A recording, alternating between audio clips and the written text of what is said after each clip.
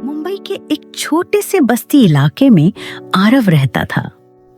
पिता auto rickshaw चलाते थे, माँ दूसरे घरों में बर्तन मांजती थी। पैसे कम थे, लेकिन आरव के सपने ऊंची इमारतों से भी बड़े थे। स्कूल की आखिरी बेंच पर बैठकर वह हमेशा पुल और इमारतों की तस्वीरें बनाता रहता। वह खुद से कहता, मैं इंजीनियर बनूंगा, ऐसे ब्रिज बनाऊंगा जो हमारी बस्ती को शहर से जोड़ देंगे। लेकिन घर की हकीकत कुछ और थी। हर महीने किराया, बिजली का बिल, दवाइयां, बस चिंता पर चिंता। एक दिन मास्टर जी ने उसकी मां से कहा, अगर अगला हफ्ता तक फीस नहीं आई तो हमें आरव का नाम लिस्ट से हटाना पड़ेगा। घर लौटते समय मां चुप थी, चेहरा उतरा हुआ, आंखों में साफ चिंता दिख रही थी।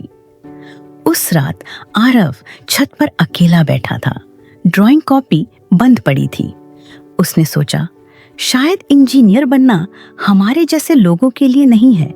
स्कूल छोड़कर काम कर लूं, कम से कम घर का बोझ तो हल्का होगा। पीछे से आवाज आई, ओए इंजीनियर साहब, आज डिजाइन क्यों बंद हो गए? ये था कबीर, आरव का बचपन का दोस्त। थोड़ा फिल्मी, थोड़ा शरारती, लेकिन दिल का बहुत साफ। दोनों एक ही गली में बड़े हुए थे, एक ही स्कूल में पढ़ते थे। आरव ने धीरे धीरे सब बता दिया। फीस नहीं देंगे तो मास्टर जी नाम काट देंगे। खत्म हो गया मेरा सपना। कबीर उसके पास जमीन पर ही बैठ गया। बोला, सुन, हीरो इंटरवल से पहले हार नहीं मानता। तू पक्का वादा कर, तू पढ़ाई नहीं छोड़ेगा। पैसों का इंतजाम मैं देख लूंगा।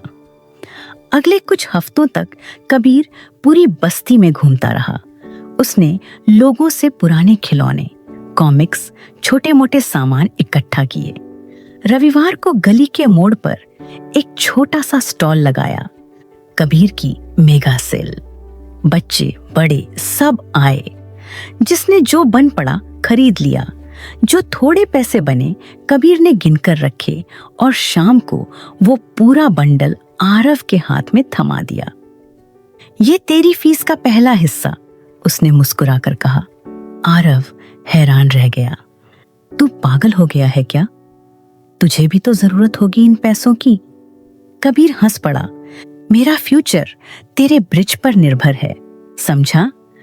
तेरे जैसा यार कहाँ मिलेगा मुझे? तू बस ये याद रख, हार कभी नहीं माननी। 10वीं की बोर्ड परीक्षा पास आ रही थी। बाकी बच्चे महंगी कोचिंग और ट्यूशन पर जा रहे थे। आरव के पास सिर्फ एक पुराना मोबाइल था जिसकी स्क्रीन तक टूटी हुई थी। कबीर ने प्लान बनाया। रात को 9 से 11 ये मोबाइल सिर्फ है पढ़ाई के लिए। फ्री वाले ऑनलाइन लेक्चर देखेंगे, पुराने सालों के पेपर हल करेंगे। छत होगी हमारी क्लासरूम। रात को छत पर एक और सवाल करते हैं। छोटी सी मेज, 2 कॉपी और बीच में रखा मोबाइल।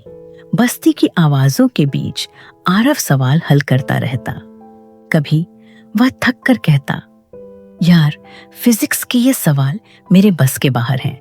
कबीर तुरंत कहता, सवाल मुश्किल नहीं, हीरो थोड़ा थक गया है। चल एक और सवाल करते हैं। एक दिन बिजली चली गई। पूरी बस्ती अंधेरे में डूब गई। आरव घबराकर बोला, अब कैसे पढ़ूंगा? कबीर नीचे भागा, 2 मोमबत्तियां लेकर आया। लाइट चली गई तो क्या हुआ? हिम्मत तो नहीं गई ना? दोनों मोमबत्ती की हल्की रोशनी में देर रात तक पढ़ते रहे। कुछ दिनों बाद वही एक पुराना मोबाइल भी खराब हो गया। स्क्रीन काली, आवाज बंद। ऑनलाइन लेक्चर का एकमात्र जरिया भी चला गया। आरव को लगा, बस अब यहीं तक था। जिंदगी बार बार याद दिला रही है कि मैं हार जाऊंगा। 2 दिन तक उसने किताब भी नहीं खोली। तीसरे दिन कबीर मोबाइल ठीक करवा कर लेकर आया। इंजीनियर साहब का क्लासरूम फिर से तैयार, उसने एंट्री मारते हुए कहा। आरव ने हैरानी से पूछा, ये ठीक करवाने के पैसे कहां से आए? कबीर ने कंधे उचकाकर कहा, मेरा फेवरेट क्रिकेट बैट याद है? अब वो किसी और के पास है, मैंने बेच दिया। आरव की आंखों में आंसू आ गए। अपनी खुशी क्यों दे दी तूने? कबीर मुस्कुराया। तेरे सपने में मेरा भी हिस्सा है, इसे कुर्बानी नहीं, इन्वेस्टमेंट बोलते हैं। बोर्ड के पेपर हुए। गणित का पेपर बहुत टफ आया। आधी क्लास रो रही थी। आरव भी अंदर से डर गया था। रिजल्ट से एक रात पहले वह छत पर बैठा बोला, कबीर, अगर मैं फेल हो गया तो? लोग कहेंगे गरीब का बच्चा कितना भी पढ़ ले, जीत नहीं सकता। कबीर ने उसका कंधा मजबूती से पकड़ा। अगर फेल हुआ तो दोबारा पेपर देगा, लेकिन हार नहीं मानेगा।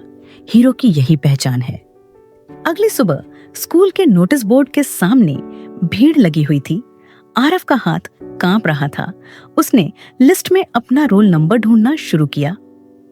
27 सेम। अचानक उसकी नजर रुकी। Roll number 27, first division, science. पीछे से कबीर की जोरदार आवाज आई, इंजीनियर साहब, पार्टी कब है? आरव दौड़कर उससे लिपट गया। हमने कर दिखाया यार। रिजल्ट के बाद अगला पड़ाव आया, इंजीनियरिंग की प्रवेश परीक्षा। फॉर्म की फीस बड़ी मुश्किल से जुटी। मास्टर जी, किराने वाले और कुछ पड़ोसियों ने मिलकर मदद की। स्कूल के साइंस टीचर शर्मा सर ने उसे मुफ्त में गाइड करना शुरू कर दिया। रात को फिर वही छत, वही किताबें, वही ऑनलाइन लेक्चर और बीच बीच में कबीर की एक ही लाइन, एक सवाल और बस एक आखिरी। कई महीनों बाद एंट्रेंस का रिजल्ट आया। आरव ने कांपते हाथों से वेबसाइट खोली, रोल नंबर डाला और स्क्रीन लोड होने लगी। स्क्रीन पर लिखा आया, बधाई हो, आपको सरकारी इंजीनियरिंग कॉलेज में छात्रवृत्ति के साथ प्रवेश मिला है। वह कुछ पल के लिए बिल्कुल चुप रह गया, आंखें भर आईं। तभी कबीर भागता हुआ आया। ओए, क्या हुआ? बताना। आरव ने मोबाइल उसके हाथ में दे दिया। कबीर ने पढ़ते ही उछलकर कहा, स्कॉलरशिप भी मिली है भाई, अब तो सच में इंजीनियर बनेगा। कुछ सालों बाद आरव एक सिविल इंजीनियर बन चुका था।